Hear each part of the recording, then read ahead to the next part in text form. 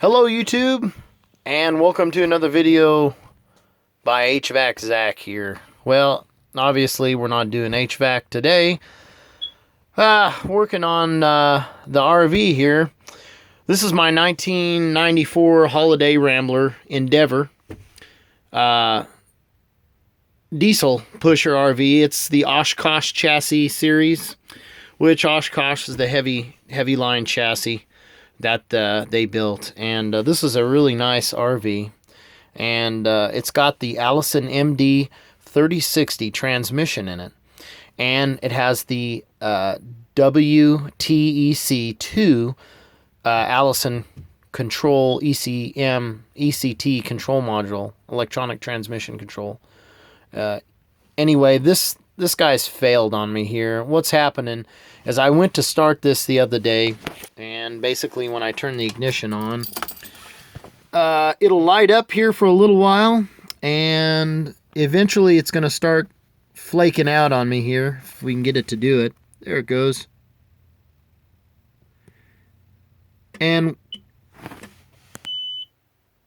there it does. It dies, and basically that beeping you hear is the neutral safety switch not engaged. It's saying, hey, I don't have a neutral, and I'm not going to let you start. It's the same as having this park and brake out with this in gear, or having this in neutral, and the park and brake pulled out.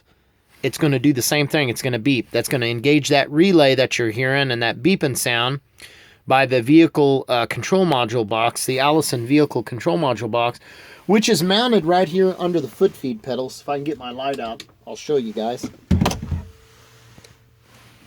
That's it right down there, that black box. And that box, what it basically does is it allows this RV to start when it sees that it's got power from the ECM and says it's in neutral. And then it controls the transmission, obviously, by shift, reverse, and mode buttons. And manually, you can manually shift this with the mode. So what we're going to do, first of all, I've got a hair blow dryer laying right over here on the floor. And we're going to take that blow dryer and we're going to heat this module board down here and see if we can get this guy to stay on longer. We can pull a diagnostic code out here. I'll show you guys how to pull the code. Now, I know this is failing and it's got a diagnostic code. We'll pull the code out and we'll go over it really quick, and we'll see what's going on with the code. So let's try to heat it up really fast. Okay, so I've got the cover off of this, kind of where the, basically the way this is mounted in here. And you've got two large plugs that plug into the bottom of this ECM control module. It's labeled A and B.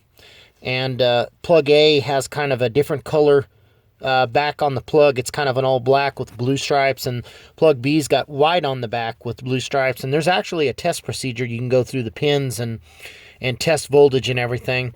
And I'm going to post a link in the bottom of this video to a website to the guy that rebuilds these modules, and he has the test procedures on his website and everything. He's a really nice guy, and he's pretty sharp, and he's I was on the phone with him, and he's given me some diagnostic troubleshooting tips to go by, and I did, and this is kind of what I've come across and found I was wrong. So we're going to take the blow dryer here, and we're going to heat this guy up real quick and see if we can get this thing to stay on longer. And by heating it up, basically, we're heating the electronics up, heating the electrolytic capacitors up, and it's allowing any cold solder joints to make contact, and it just basically will allow those electronics to work just a little bit longer so we can get the code out of it.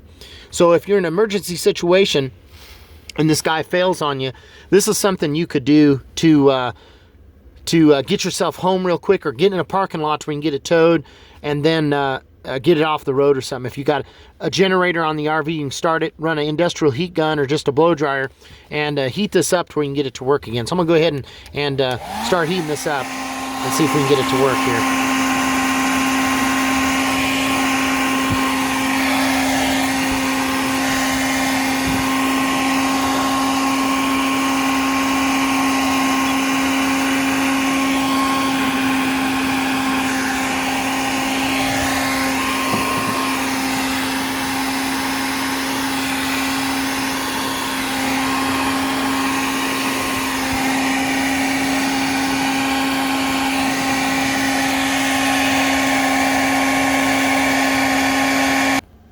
Okay, so that I skipped a little bit of that blow drying there. That took me about 5 minutes to get some good heat inside of this to where we can get this to stay on. Let's see if we can hopefully get this to stay on and get a diagnostic code out of it now so you guys can see. So I'm going to go ahead and turn the ignition on real quick. Once we get it on, we're going to do this really fast. We're going to push and hold those together. You're going to get OL, which stands for oil life, and mine says 70%. Momentarily hit these two again. It's going to give you D1, and the first code is 2112.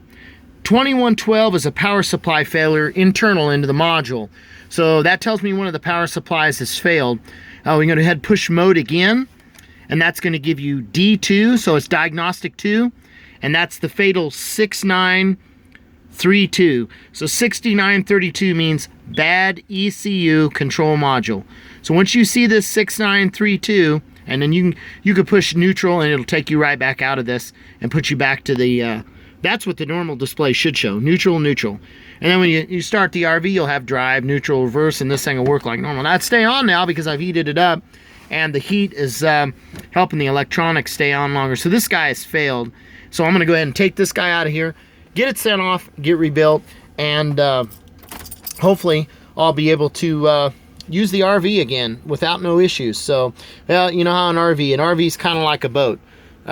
You just continually put money into it and you get very little out of it. So unless you use it all the time, I guess.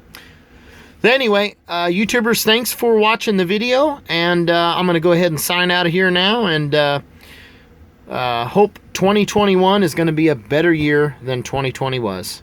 So, guys, have a wonderful day today. And happy YouTubing. This is HVAC Zach. And we'll post some more videos on the HVAC stuff later on. Goodbye, everyone.